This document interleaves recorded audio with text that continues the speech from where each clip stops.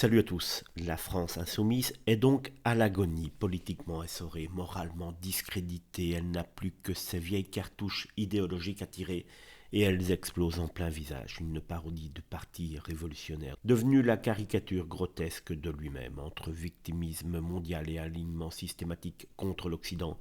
LFI ne défend plus rien, sauf les ennemis de la démocratie. Dernière sortie en date, osée invoquer le droit international pour protéger un régime terroriste comme l'Iran.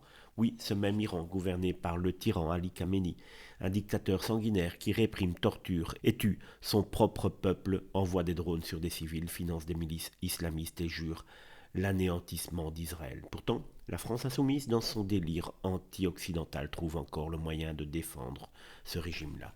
Le monde entier est solidaire d'Israël face à cette menace existentielle. Les États-Unis, l'Europe, des pays arabes même, reconnaissant le droit à un État à se défendre contre une pluie de missiles. Mais à la LFI, on regarde ailleurs, on pleurniche sur le respect du droit international quand ce droit est piétiné quotidiennement par les mollahs de Téhéran.